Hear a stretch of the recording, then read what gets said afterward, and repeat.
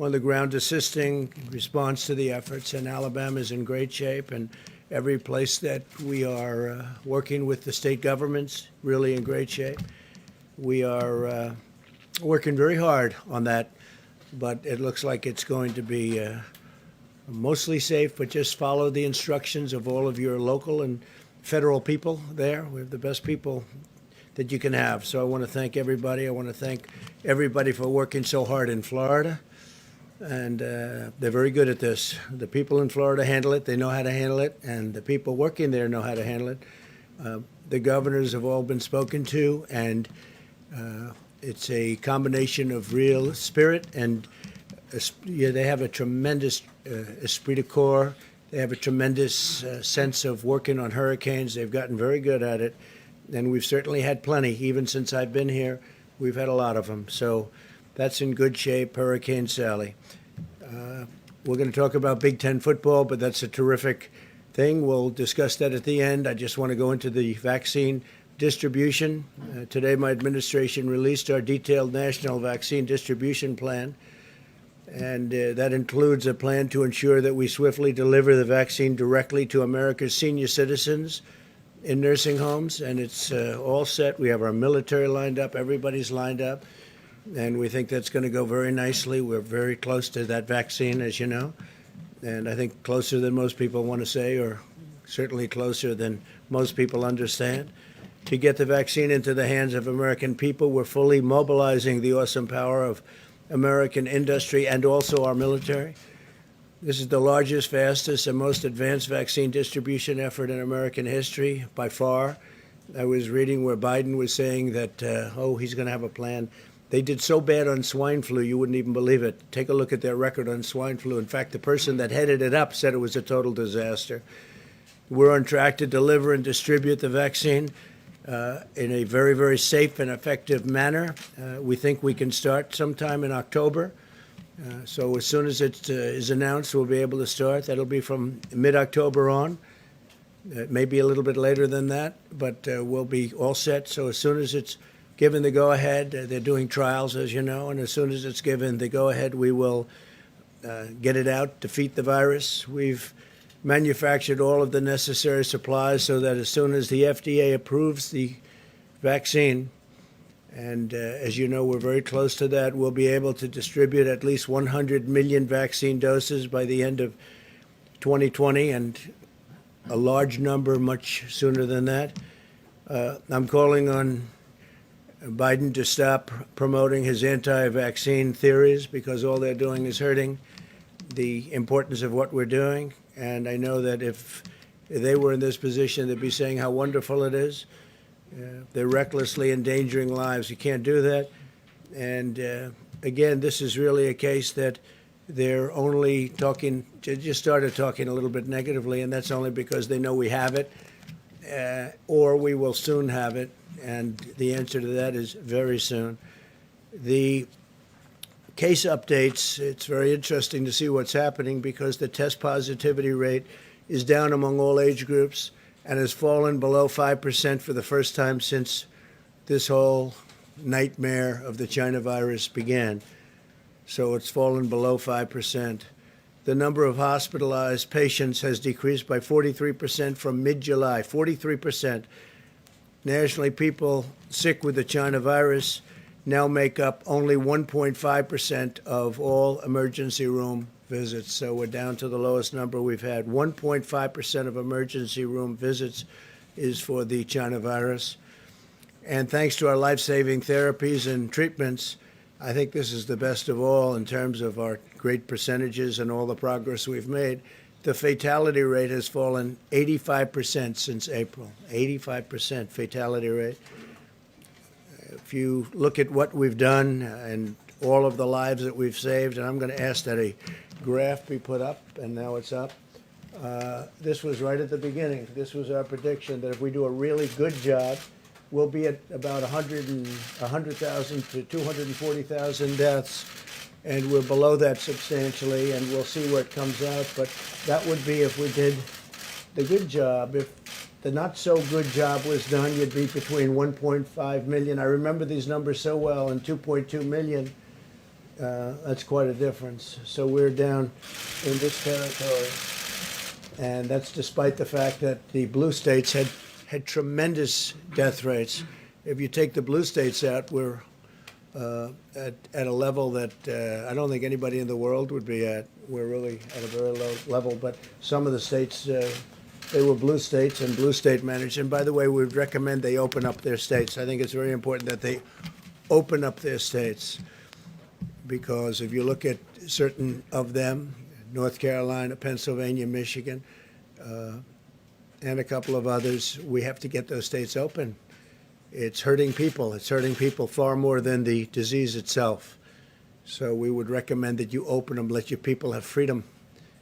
And it's unfair to your people to keep them closed at this stage. We know the vaccine. We know the vaccines are coming, but we know the problem. We understand who the vulnerable are, which is primarily people with medical problems, but in particular, people with medical problems that are older. So open up your states. To facilitate routine testing of the nursing home residents and staff, we've delivered rapid testing devices to all 13,850 certified nursing homes nationwide. So you have 13,850 certified nursing homes nationwide, and they are being facilitated in terms of testing and testing apparatus. Everything is there.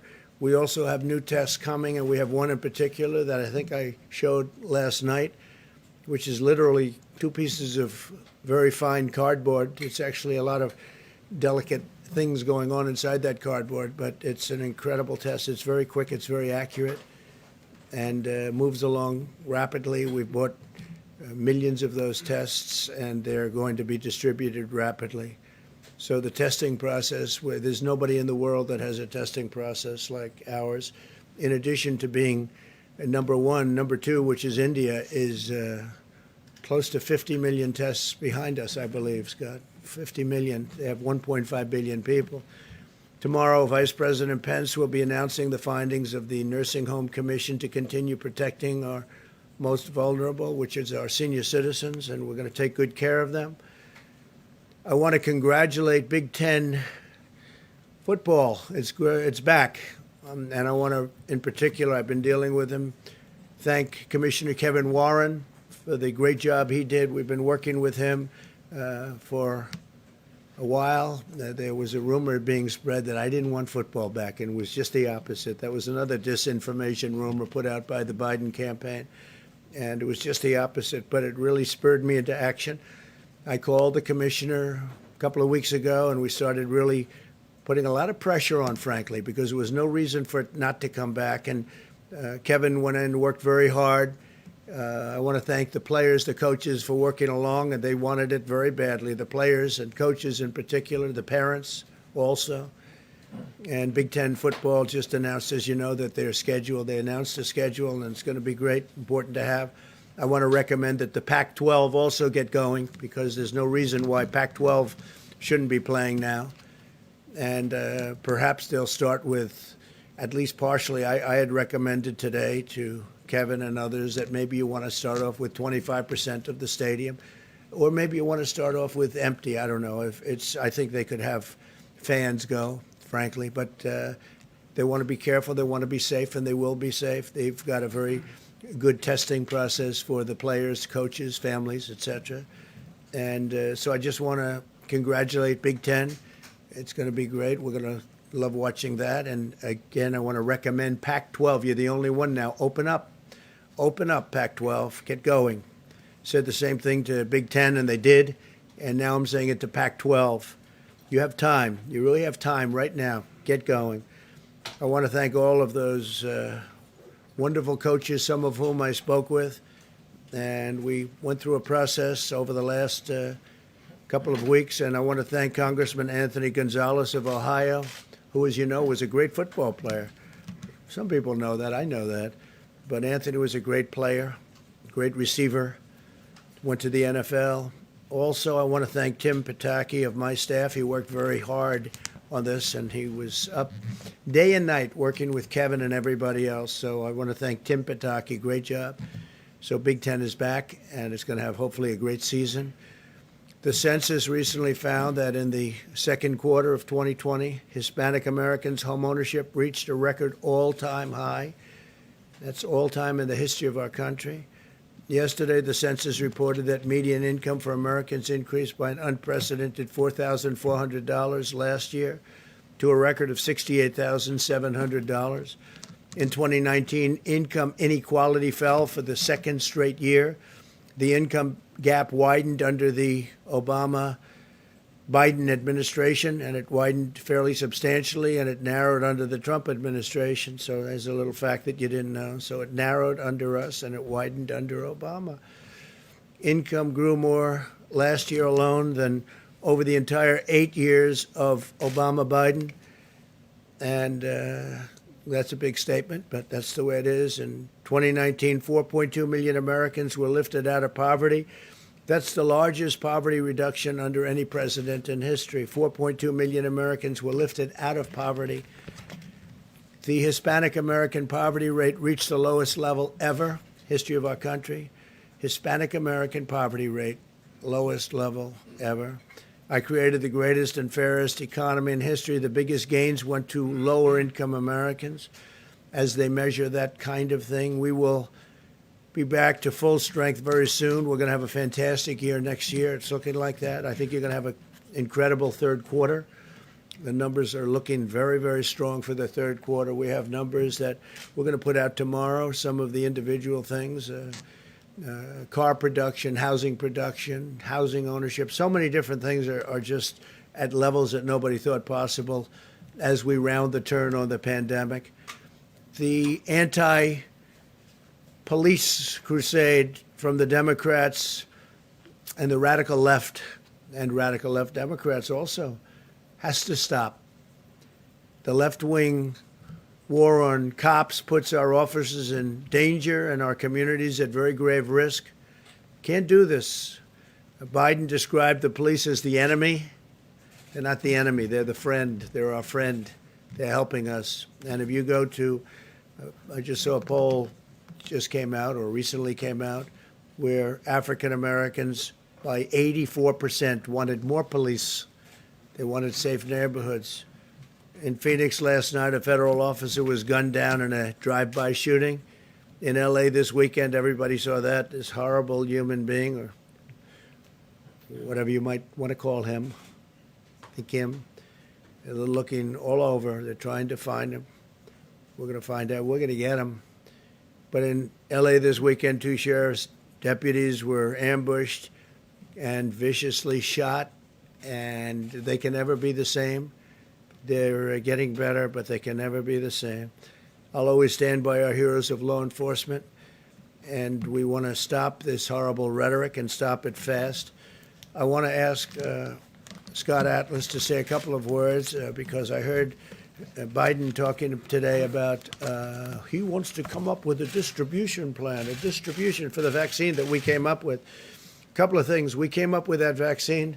It'll be announced fairly soon, but regardless, this month, next month, in a level of time that nobody thought was possible because of what we did with our FDA in terms of streamlining it. I want to thank Dr. Hahn, but what we've done with the streamlining has been incredible and very safely. Number one is safety, number two is speed, but you can have perfect safety and have much more speed, and that's what we did. We did this for more than the vaccine having to do with the China virus. This was also for other things. So many other great drugs are out there that would take 10, 12 years to get them approved, and we've moved those schedules up a lot. But if this were Obama, Biden, this would have taken 2-3 years before you were at a stage where we are now at.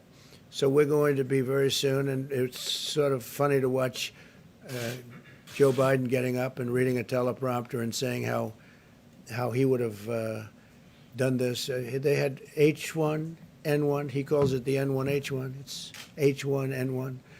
It's called the swine flu, and it was a disaster. And as I said, the person that ran it for him said the worst things about it. I mean, just they didn't know what they were doing. They quit. They had no clue, and that was easy by comparison to this. There's the most contagious contagious flu or virus that anybody's seen. This is unbelievable how contagious it is. You found that out. But I watched Biden quickly as he discussed without knowing a thing about a distribution plan. And he said that we don't have a distribution plan, but we do indeed. Our military, we have everybody involved. It's a great plan, and it's a plan like no other. And we can start doing it, I believe, the day that we come up with the vaccine, when it's done. We'll start that same day or the day after.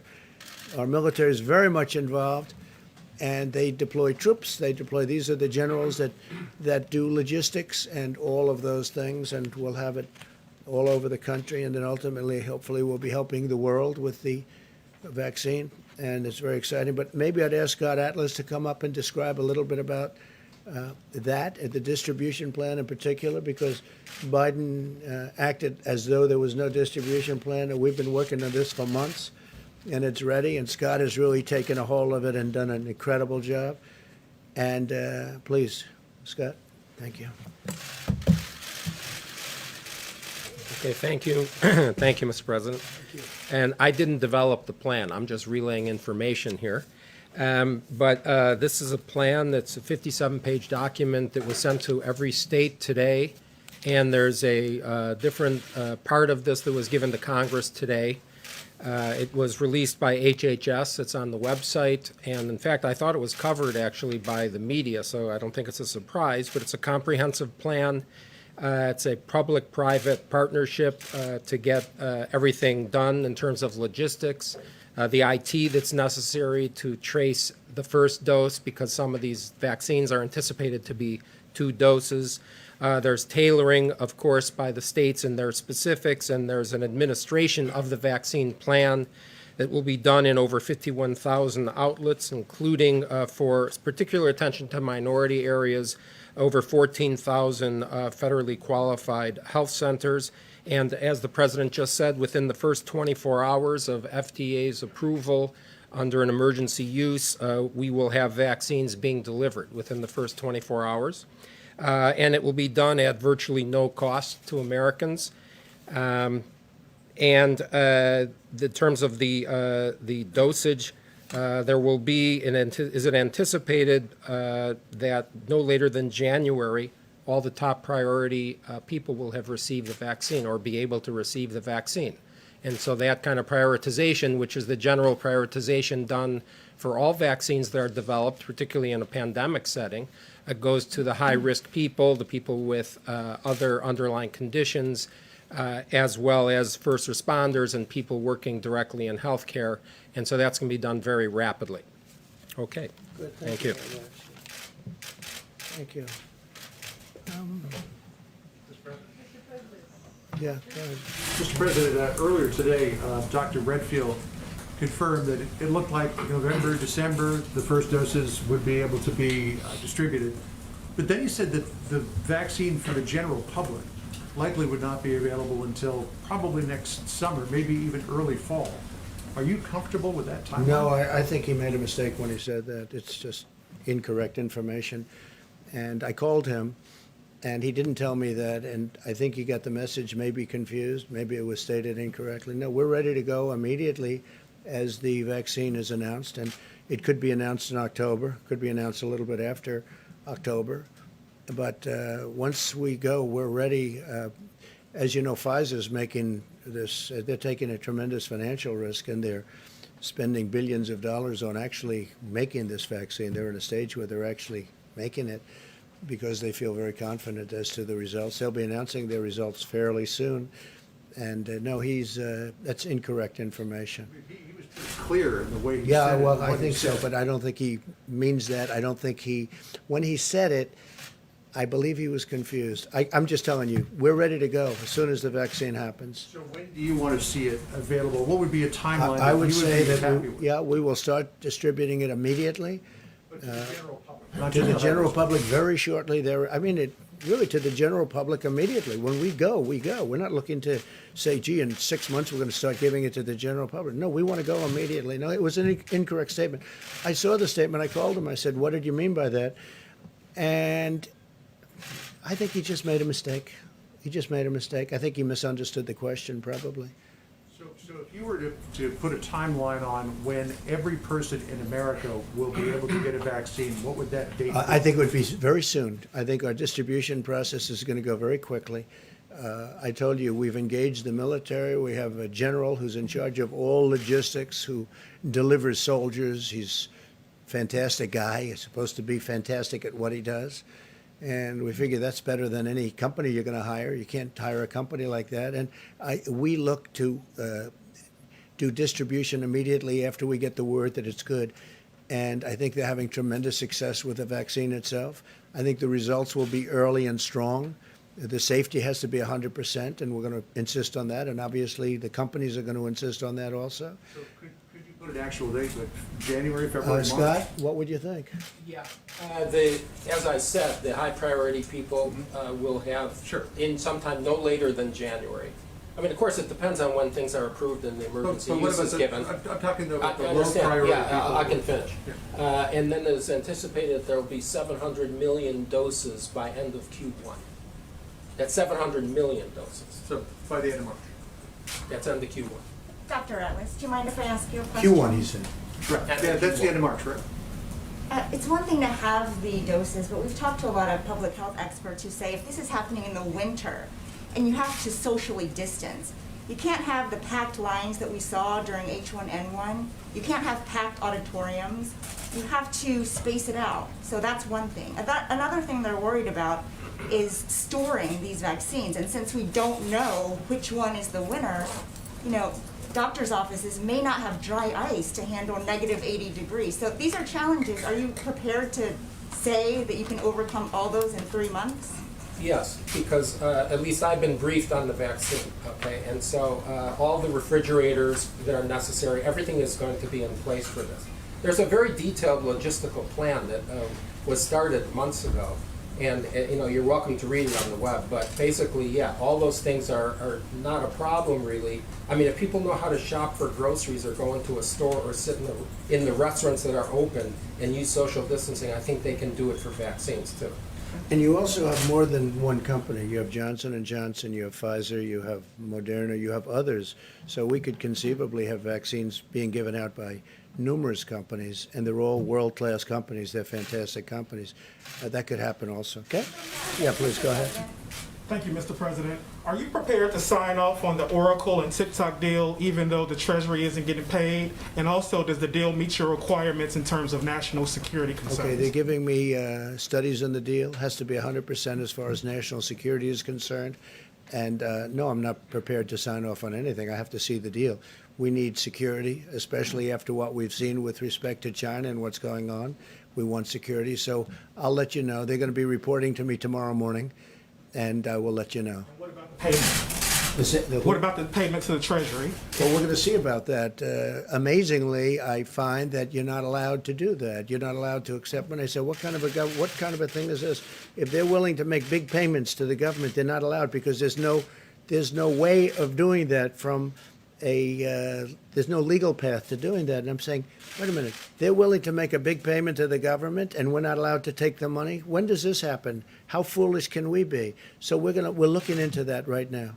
You understand that? In other words, I said, no, I want a big chunk of that money to go to the United States government because we made it possible.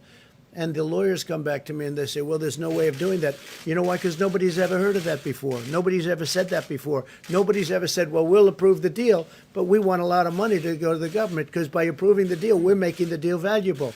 They've never heard of that before. Okay? Can you believe that, right? Hard to believe. Yeah, please, go ahead. Yeah, a quick follow-up on TikTok. You had said earlier that it was really important to you that a U.S. company buy TikTok, and according to the proposal submitted by ByteDance would keep a majority stake, and Oracle would have a minority stake. Well, we're going to find out about that. We're looking into that from the standpoint of ByteDance. We don't like that. I mean, just conceptually, I can tell you I don't like that. That has not been told to me yet. That has been reported, but it hasn't been told to me. It could be very accurate reporting for a change. So if that's the case, I'm not going to be happy with that. Assuming that ByteDance is China, which I think it probably is, yeah? Yeah, in the back, please. Thanks, Mr. President. Bill Barr told prosecutors that he wants to charge violent demonstrators with sedition. And you told Judge Janine that if there's violent demonstrations on election night, we'll put them down very quickly if they do that. Look, it's called an insurrection. So I'm wondering why you want to use that kind of rhetoric when there's such a Well, violent the question was situation. asked to me about if you have violent demonstrations. Yes, we will put it down very, very quickly if there is. Absolutely. Are you making fun And I of think the American public wants to see that. Yeah, OAN, please. violence on OAN, election yeah, night? please. Thank you, Mr. President. With Now, just to regards, finish, look, if there's any kind of demonstration or violence, there will be nothing that interferes with this this vote. There's going to be nothing. The biggest problem we have right now are the ballots. Millions of ballots going out. That's the biggest problem. When you talk about other countries, whether it's China, Russia, or many others that get mentioned, they're in a much better position with these paper ballots to do something than they would ever be under the old system. And that's our biggest problem. Our biggest threat to this election is governors from opposing parties controlling ballots, millions of ballots. To me, that's a much bigger threat than foreign countries, because much of the stuff coming out about foreign countries turned out to be untrue. What is true is that many elections have taken place over the last year and a half using this ballot system. They've been off by 5%, 10%, 15%. I think I read one at 40%. And these are small, easy to control elections. This whole ballot system where you can send it in and it's not even requested. We're not talking about it solicited. They're unsolicited ballots and they're sent in is very dangerous for our country. And you know who knows that better than anybody? The Democrats. Look at what happened in Manhattan where they had this kind of an election. And it was so fraudulent that it should never have been allowed to be called. We could have 5, 10, 15, 20% off. We could have more than that. The ballots will be stolen. Who knows where they're going? Who knows where they're coming from? Do you see a federal It's not just the counting of the ballots, which, by the way, which will take forever. It'll take forever. You think November 3rd? You might not have, I guess at a certain point it goes to Congress. You know, at a certain point it goes to Congress. You know that. This is a disgrace. This is being done on purpose. They know it's no good. They know it's going to be fraudulent. It's going to be fraud all over the place. Who's getting the ballots? Who's sending the ballots? They have people saying you don't need a verified signature. This is a serious threat to our democracy. And the Democrats know that. All we're asking, if you solicit the ballot, you go through a process. You ask for a ballot because you can't be there for a large number of reasons. For whatever I'm doing it myself. I won't be able to be in Florida. You solicit and they send it back. You do it and you send it back. That's a process that you go through, and it's pretty secure. I use the word pretty secure. I guess nothing's foolproof. But what's pretty close to what the most foolproof thing, the thing that really works, is you go to the ballot box. It's going to be very safe. I think by that time, COVID will be even lower. It's going to be very low. It's going to be a very safe process. We did it during World War I. We did it during World War II. The biggest threat to this election is these unsolicited ballots sent out by the millions, controlled by governors like in Nevada, who is a political person, very political, but far beyond being governor, where they tried to stop you from making a speech unsuccessfully, but we had to move around a lot, had to move quickly. So this same guy that tried to stop you from making free speech outside, not inside, outside. They forced us inside because of what they did, but outside. This is the guy that's controlling ballots. Then you look at Pennsylvania, you look at other places, it is a big threat.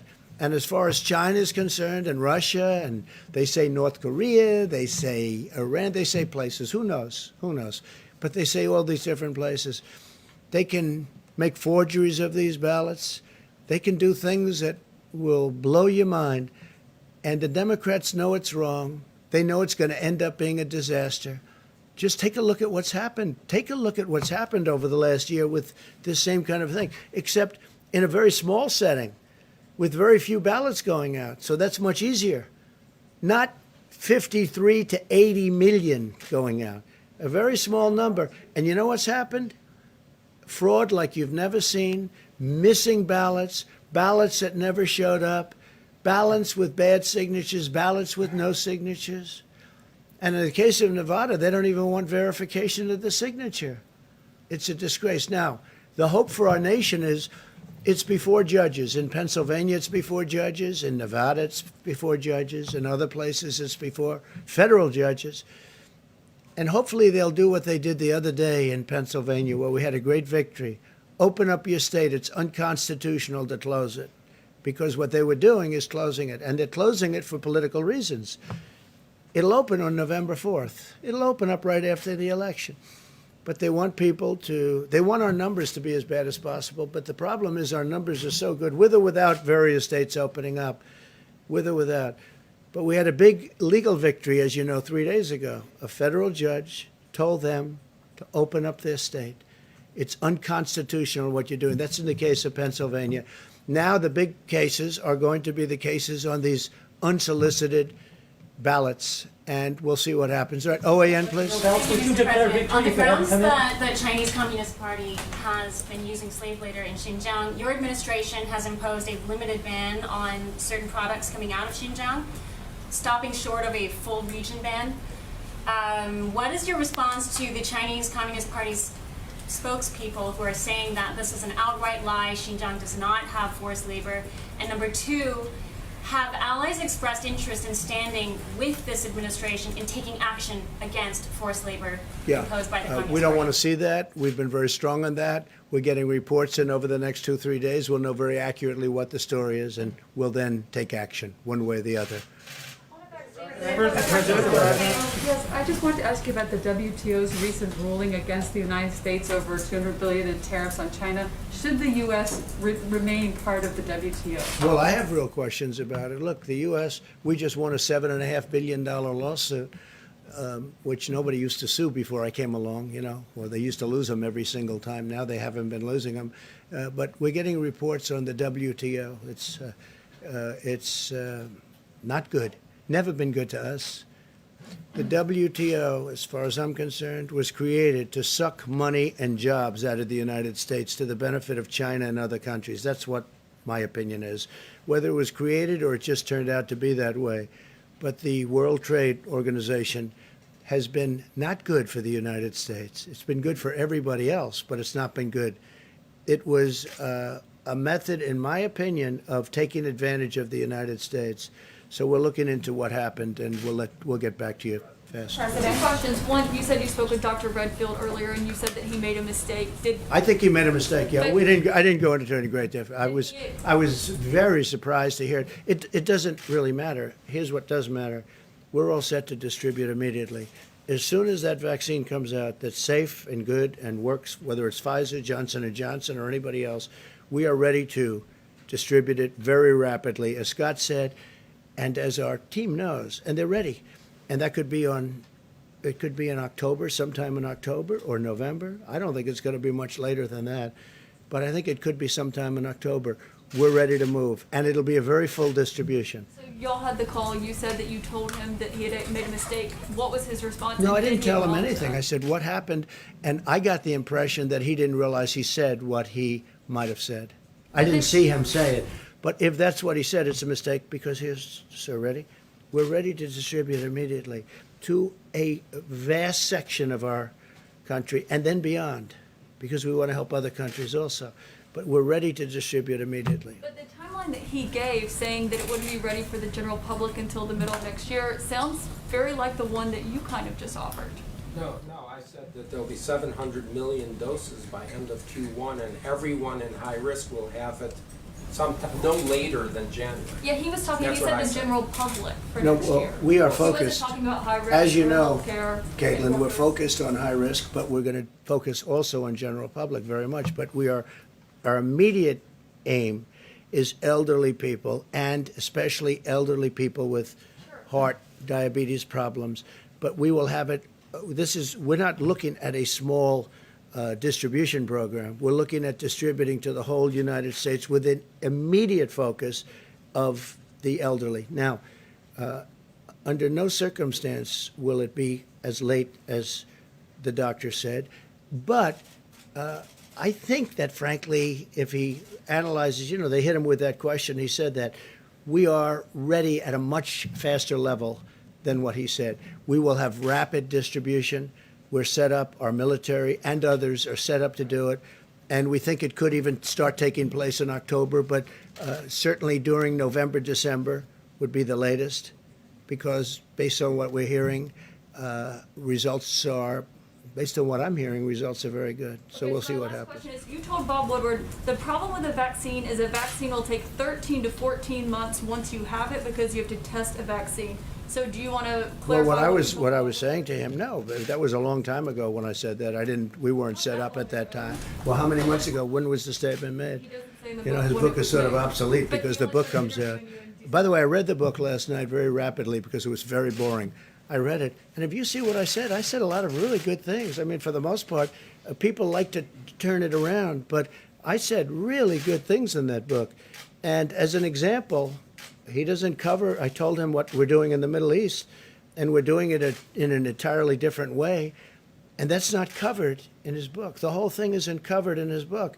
And one thing I will say, and I respect the press for this one, which was interesting, almost universally we've been praised for the deal that we made yesterday with Israel and with, the two very important countries in the Middle East, and UAE in particular, where it's a very powerful group. It's a warrior country. It's led by a great warrior and a man who's highly respected. And if you take a look at that and Bahrain and Israel making a deal, and I will tell you, we have at least 4 or 5 others that want to come in. They would have come in yesterday. I talked to 2 of them yesterday, and they're ready to trot.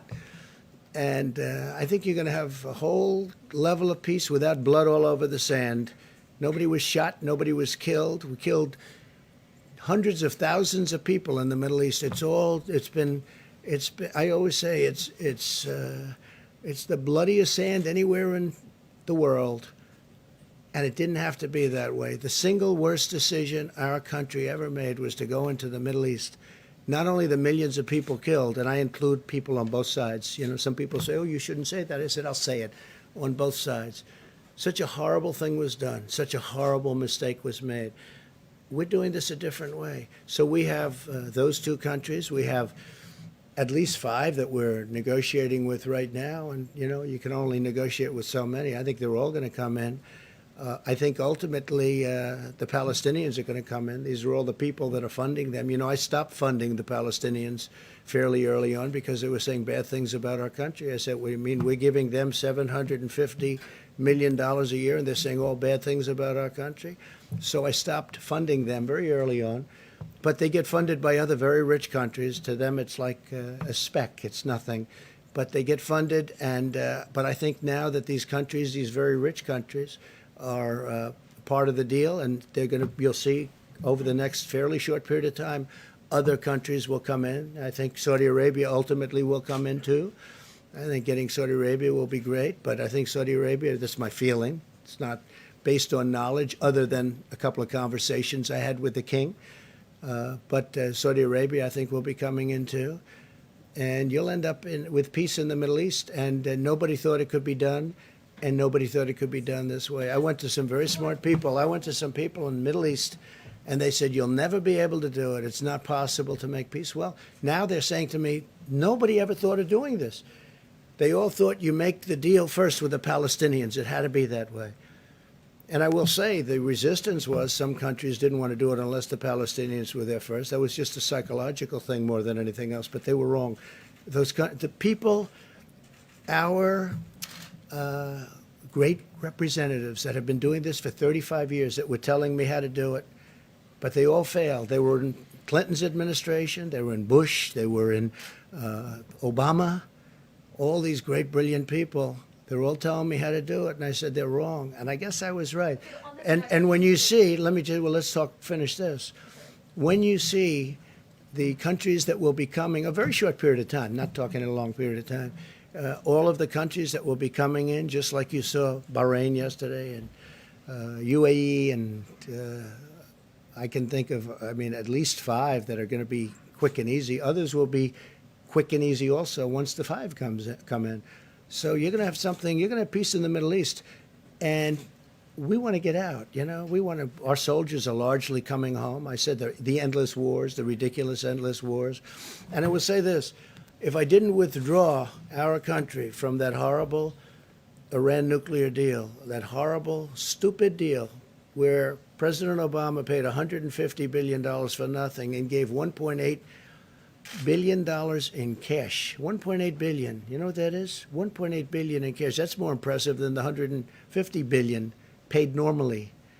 But he gave all this money, all of these chips that we had. We had these chips, and he gave them all away, and we got nothing. And you know, it was a short-term deal. It would be practically expiring now.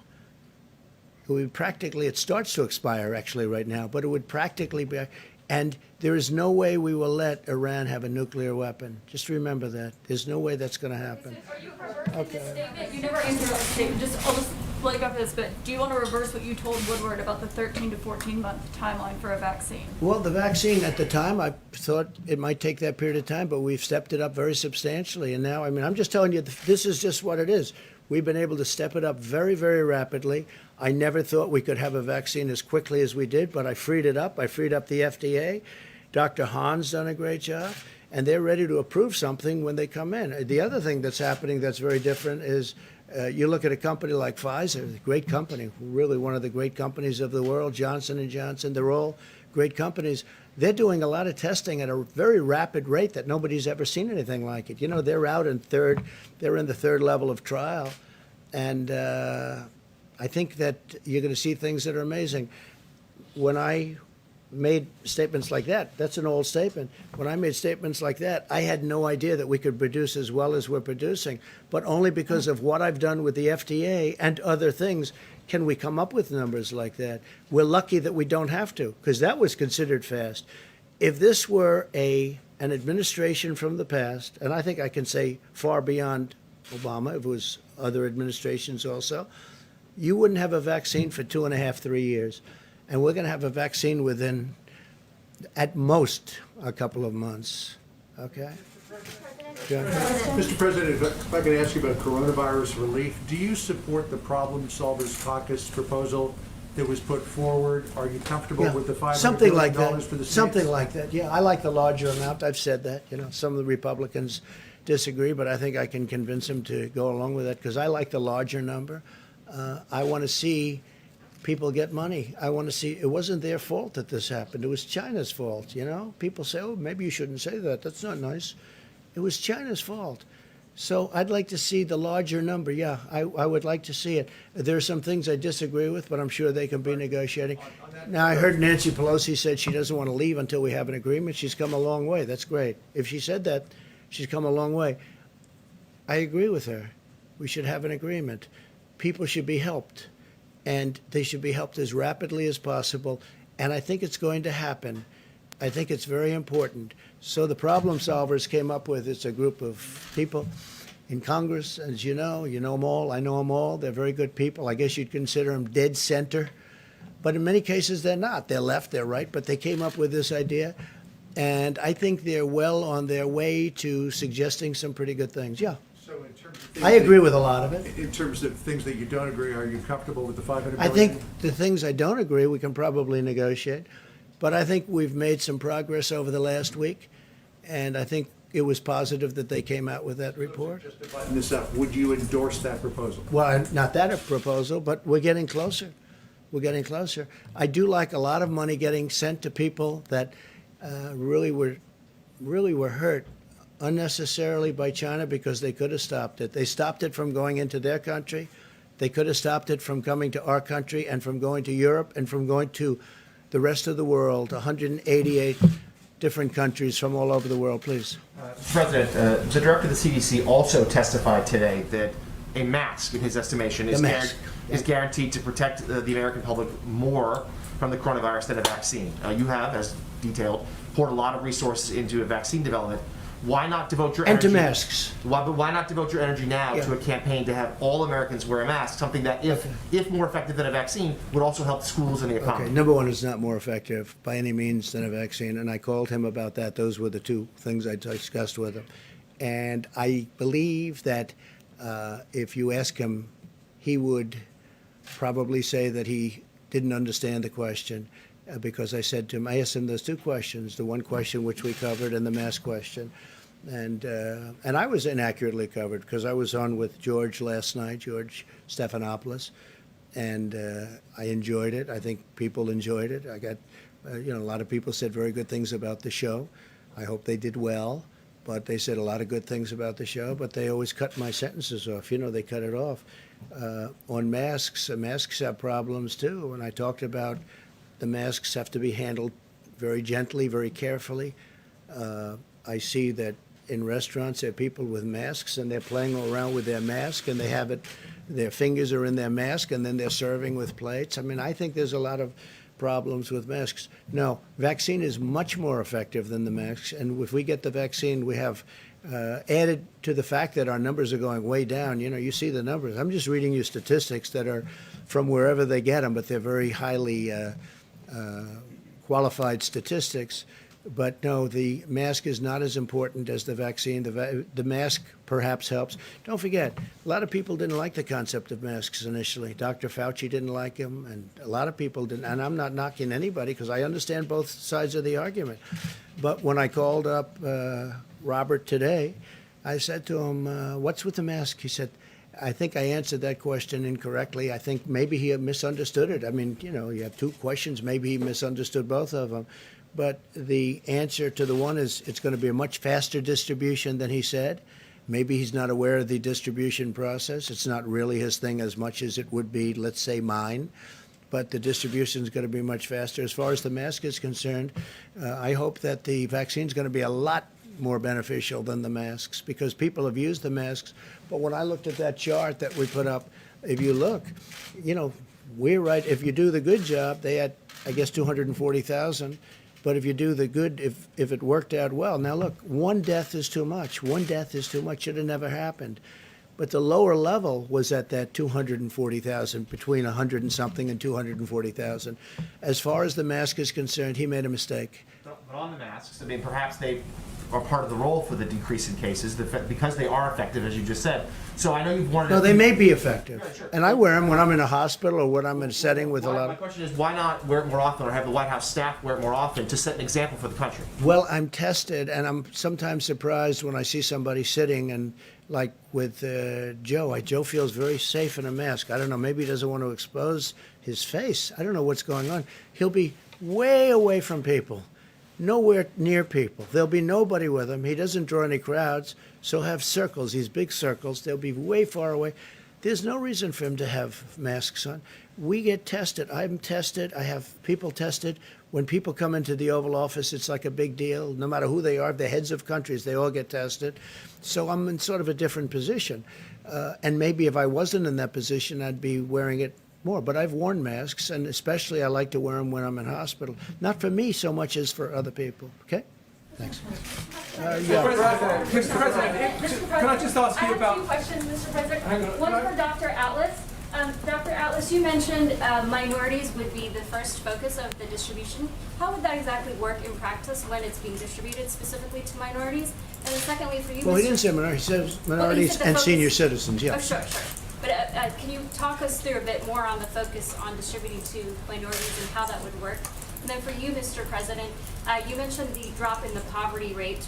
Specifically, we noticed at Just the News that the poverty rate for African Americans hit historic lows, that the household wealth increased historically for African Americans.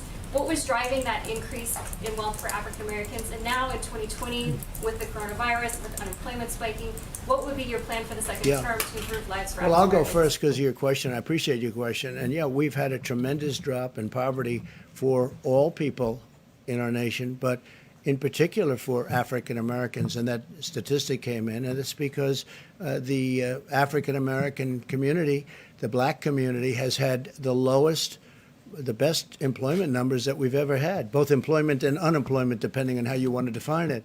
But we've had the best employment numbers we've ever had. Now, we had the greatest employment in the country ever, almost 160 million people. We've never been close to that number, but we were just 6 months ago.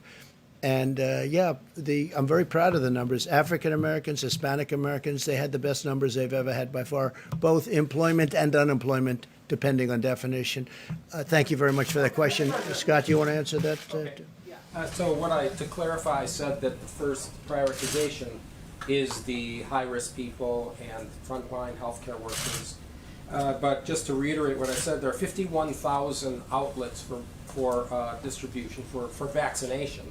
And there's over 14,000 federally qualified health centers that are particularly targeted to minority and low-income areas. So that's a focus. I want to point out two other things.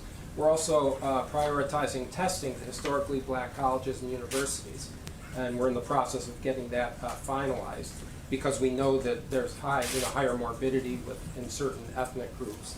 And the last thing I would say is it's particularly heinous and egregious abuse of the media to instill fear into people about taking a vaccine, because there is no shortcut here.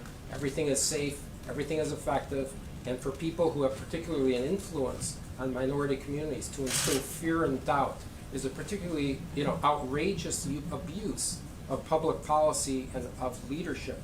These are people that have higher risk. And so I implore everyone who's in a high-risk category that when we get a safe, effective vaccine, they should take the vaccine. I will say this is a phenomenon that only happened when they realized that we may very well have the vaccine prior to a certain very important date, namely November 3rd.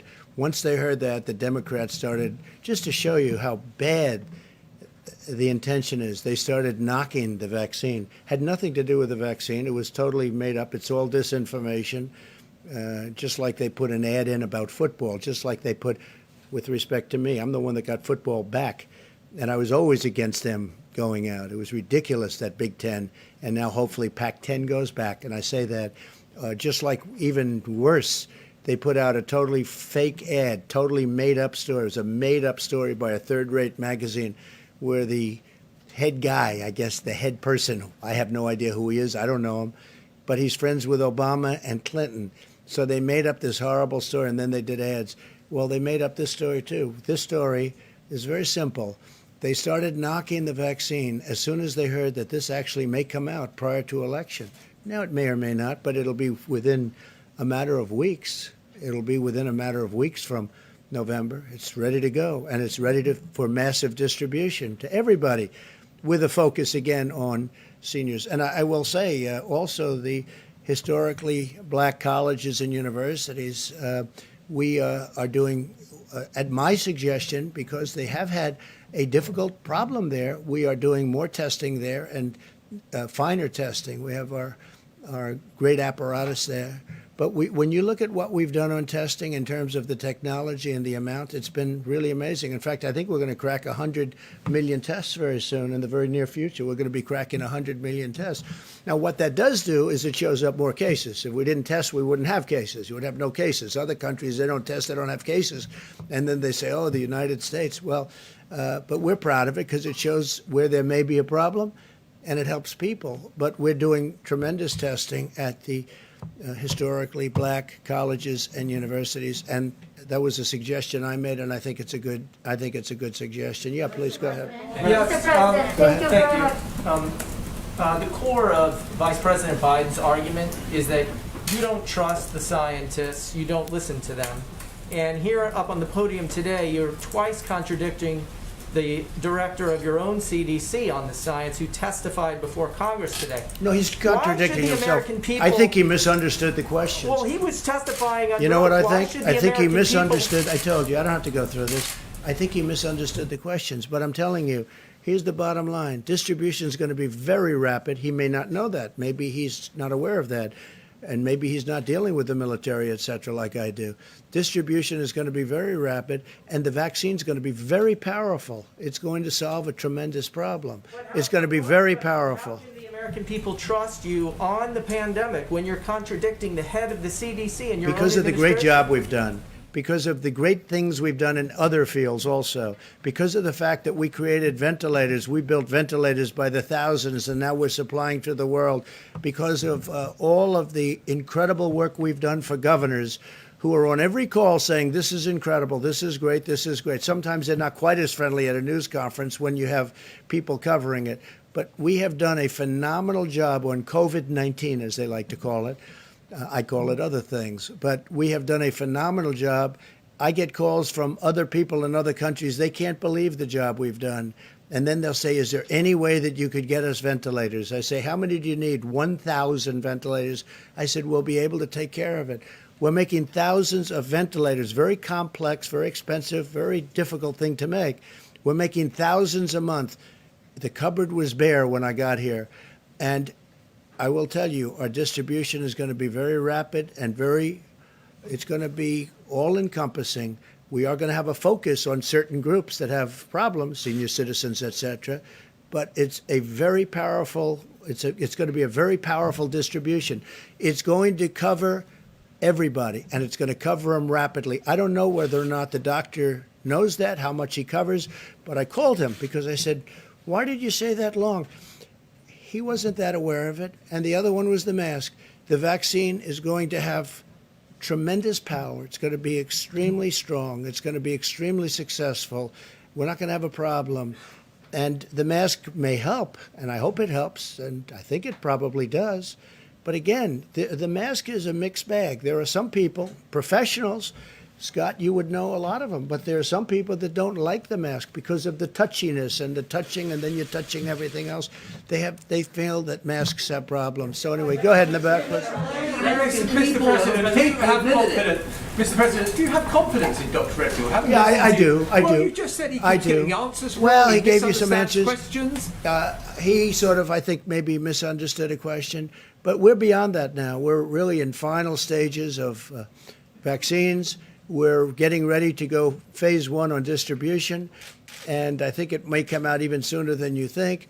I think the vaccine's going to be even better than people thought originally. I think people are going to be really surprised at the success of the vaccine. I think it's going to be a tremendous success. And we're fighting a very powerful party with a poor candidate, in my opinion, but we're fighting a very, very powerful party, and they're partners with the media, and because they're working together very closely, and they only started hitting on the vaccine. When they hit on the vaccine, they only hit on it when they realized that, wow, this is amazing. They may have it even before the election. All of a sudden, they didn't like the vaccine so much. Yeah, in the back, please. Go ahead. Thank you so much, Mr. President. Were you informed about positive coronavirus cases in the White House today? I cannot hear you, I'm sorry. Were you informed about coronavirus cases, positive cases in the White House today? About today? Yes. On your staff. On your staff. Cases today, sir. Yeah. Say it. On your staff. Cases, there are reports of White House staff members testing positive. Oh, I see. About staff? You mean about? Yes. I heard about it this morning at a very small level. Yes, I heard about it this morning. I don't know. We can have a report to you if you feel it's necessary. Yes. But it's a small. It's last night I heard about it for the first time, and it's a small number of cases. Maybe it's not even cases. Do you know? Do you have any idea if there's? Yeah, yes, we're not going to confirm the identities of the individuals. Yeah, that's okay. Yes, but it did not affect the event, and press was not around the individual. And it's not anybody that was near me. From what I heard, a very small number. I think you can probably give the number out later on when you find out what it might be. One person? It was one person. Okay? In Philadelphia. It was one person. So not too much, not a person that I was associated with. Thank you very much, everybody. Thank you. Thank you very much.